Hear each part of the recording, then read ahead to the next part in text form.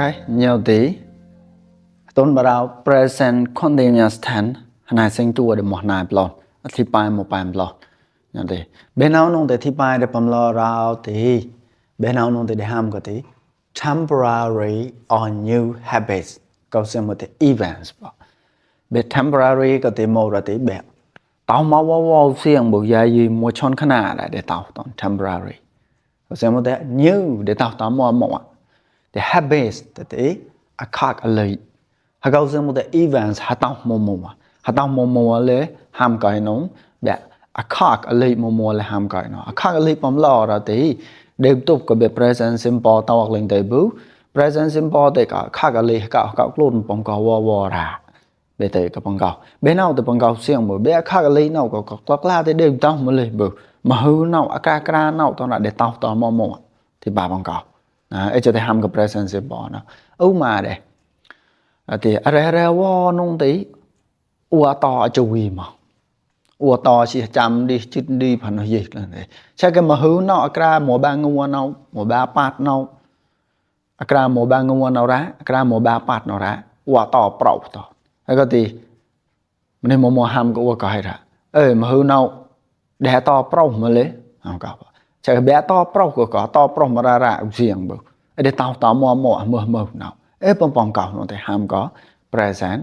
continuous nó lâu đó nhau nó tí temporary or new habits để tao ton gì mùa chút cầu xem một để tao mò bé khác cái lịch xem một cái event tao mùa đó mò tao vậy con nó ra bên nào cái thì put lại bằng mò nó thì mà hư nào thì để tao móc luôn mỏng đá bằng mùa sải và tao mỏng thì bé cái class cái nó thì để tao mà ra riêng mà giờ để tao bông có vào thì đừng miệng bầu nhớ để tao mò nó thì phải để miệng mỏng mà để miệng mỏng bọ mình nó miệng mà lên mà hư nó to pro quá thì phải bông cào nó là ham lại thì phải bằng nào nó thì sinh chùa cái present continuous nó lon đã nhau lấy present continuous nó lấy khâu ham bằng cái tao một riêng bự để tao mà kra khâu ham nó around the present bọ kra tao nào bọ thế ông nói nhau rằng he's eating a lot this day. He is eating a lot this day. This day ham nói tên mà hư nào nhau biết nào nói tên mà this day đâu nowadays thì phải để tốt ra mờ nào là mờ nào mà hư nào kra nào thì phải có this week upon nào this month tao nào this year năm nào the lately recently mà hư nào họ ra nhau thì phải đấy thế at the moment mờ nào vòng gần nào cho nó vòng ra for the time being một chọn khả năng gì thì sinh chúa có present continuous nào nông tế bé present continuous thì phải nào nông tế bé bỏ ba khâu thì nó bạc lên làn mà nó cũng có ra là tới từ buộc lại là mà hư nào bé mà hư nào có bé thế nào đó this day thế nào nowadays thế nào nhau thì phải là một rồi he's eating a lot this day mà hư nào như thế xịa làn quay mà xịa chơi của quay mà buồn hàng cả thì bài đây của cậu các la thì tham ta nông tính để xịa chỉ mà ra xiềng bự ra quan chỉ xịa chỉ bự mà hướng nó ra ra ba bên nguồn nó một ba pat nó ra một ba nguồn nó đấy chỉ xịa làng toàn ấy có thể miệng toàn bảo em miệng toàn từ buổi hàm mà hướng nó xịa làng quá em đó ấy thì bài bằng cậu ấy nhờ lại hàm cái present continuous coi mong nhờ rằng she's swimming every morning nhờ bằng every thì nó lại bài coi mà lấy nó chút thôi every một là every có thể là nó một chút every day every morning every afternoon ấy bọn ta coi học bạn hả she's swimming every day every morning như vậy có bơi mà đại ở đây phần nói gì nông thì bài đây có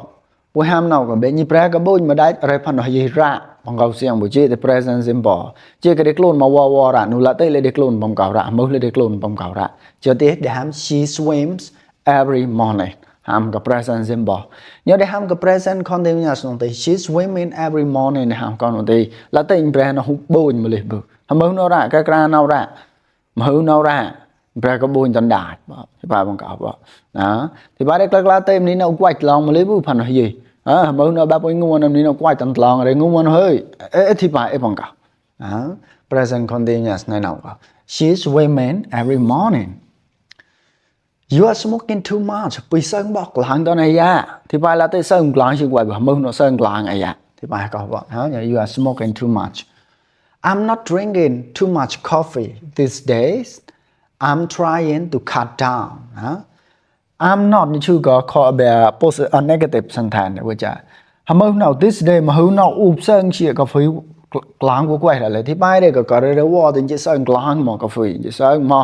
một ngôi sao ra quét sơn mà hay chắc cái hâm nào thì sơn chia của quay ra thì bài phong cầu bảo em biết sơn chia của quay nào có để tao tao ca nào ra mà hữu nào ra để tao tao mò the move là I'm trying to cut down nhau là present continuous right cut down nó thì bài để show gì nó decrease right show chỉ là mình để cut down mà để tao la có sơn món một ngôi son quét ông ta mừng nó sơn đa quét một quét show chỉ thì bài bằng có cut down và chân show chỉ mà lấy thì bài ép bằng cả để tao tao mong mỏi bé show nó có là tới show bữa mừng nó mãi show tao thì bài ép cả ở đây she's working a lot in London at the moment mừng nào ra nào mừng nó nông tì như pre có luôn mà làm được cái đường London đấy thì bà có đó she's working a lot in London thì bài để cái brand nó luôn mà luôn ở London đó ra xiên bự mà hữu nào ra cái nào ra luôn đó là từ luôn siêu quay bự nên ở London lưu xiên bự thì bà ấy bằng cả recently nó thấy mà hữu nào và chút có mai coi mà không chút lại coi mà they are working late every night để tao luôn là chui mà ra tom thì bà có every night ra tom reward thì đều chui mà lấy bữa cái nào ba bỏ tom đã luôn chui ra tom thì bà bằng gọi để tao tao mò ấy bằng cả thì ham cái be present continuous nó ra ở đây nhau với nhau co là có thể example để lần đã bôi chặt là subject verb để tao nói đấy bài tê có thể trừ là có thi bài thì bỏ bằng cả một cái sinh chu có thể chút kết bỏ nhau thì drinking more water recently mà hữu nào sân đặt lang mỏng thì bà có là tới sơn glang chịu quay bữa mưa nó sơn glang mà thế là bà cọp tên ông từ bà cọp bảo mà là I am you are mà để bây nó thì you are drinking more water recently bây có mưa nó sơn đặt lang mà giờ đó uống nó thì I am drinking more water recently giờ đó bôi nó thì we are bảo chút bảo eating healthier lately cái recently cái tốt rồi nè lately ham tại chui bằng gạo xiên bữa này nè lately ham nó tí mà hư nào ra ca nào ra cái recently nào eating healthier ham nó tí bẹ xịa tao bẹ nãy xịa để tao bẹ bring cho mà gì bring thon giật gì cả lang down bảo healthier như là chui rồi comparative hư nào mà đến nhà chút rồi như cái là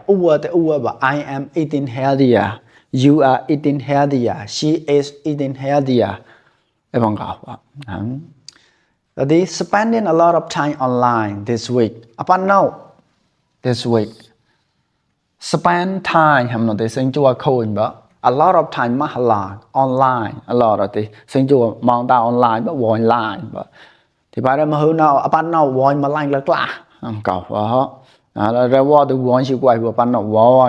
I am spending a lot of time online this week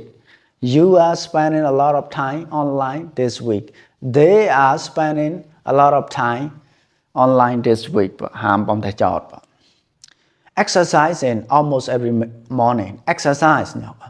ham thầy clone để cho mà gì đó clone đang thầy chọt one cái almost every morning cho mà phản hồi gì ở đây phản hồi gì almost xong rồi crop to đây ngua ra xiên nào hàm ơi nó nông thì để voi mà cái crop to mà đây phản hồi gì nông crop to mà đây ngua nông là từ voi mà lấy bữa thì ba bằng cả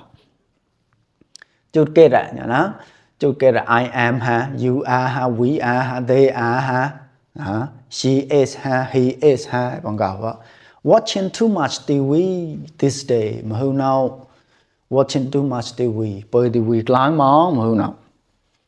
như có bởi ra chút bảo I thì I you thì you driving to walking xem bữa này driving to work instead of taking the bus instead of hàm nào thì chân à instead of taking the bus anh à tới đa ca có driving to work thì bà đã tí ca cậu cái kết luôn to work drive to work hàm nào tới tí ca tới luôn thì bà có vậy lately mà hư nào có tí thì bài đây cái như cao tao bầm này mồ ua te ua pui te pui ua có para thế anh te đa ca be ca line to a luôn cái tí từ a ca cái te a mà luôn rồi wo nông tí đa cái bằng ca line đã cha mơ nó ra a mà có ca cái thì bài bằng cả thì món ordering food instead of cooking ordering nó cái ta con bợ con chỉ anh chỉ bợ instead of cooking nowadays mơ nào nông tí anh te be đun chia cái tí ordering food